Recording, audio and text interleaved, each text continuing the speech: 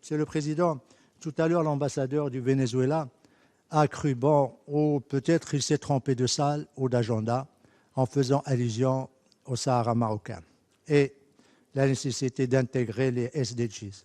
Je voudrais à cet égard juste lui dire que le Maroc a investi depuis 2 ans 7 milliards de dollars dans le Sahara marocain.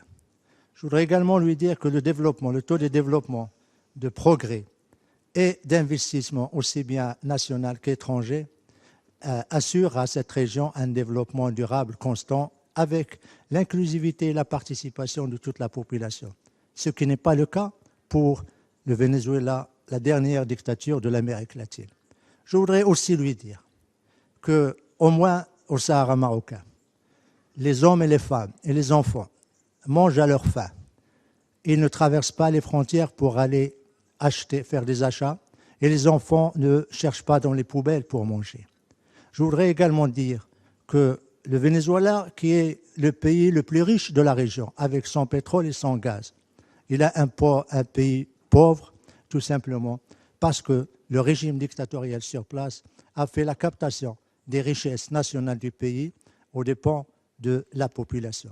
Dernière observation, Monsieur le Président, juste pour dire qu'il ne peut pas y avoir de développement sans démocratie. Il ne peut pas y avoir de développement sans respect des droits de l'homme. Il ne peut pas y avoir de développement sans état de droit et le respect des élections et du scrutin. Il ne peut pas y avoir de développement sans qu'il y ait le respect des institutions nationales. Or, ce qui se passe actuellement au Venezuela déshonore ce pays.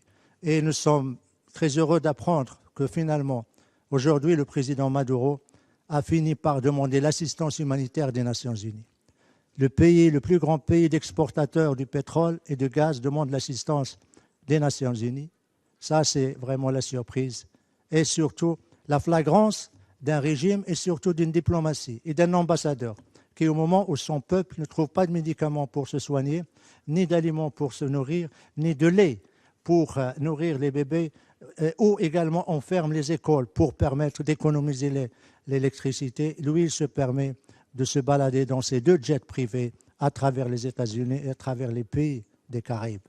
Je suis désolé, Monsieur le Président, mais j'étais obligé de faire cette déclaration parce que tout simplement, l'ambassadeur du Venezuela n'a pas eu de respect ni à la présidence, ni au PGA, ni à notre salle. Nous étions en train de parler de développement et lui, dans sa croisade idéologico-politique, s'attaque une fois de plus au Maroc.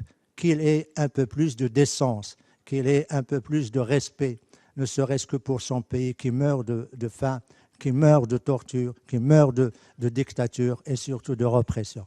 Je vous remercie, Monsieur le Président.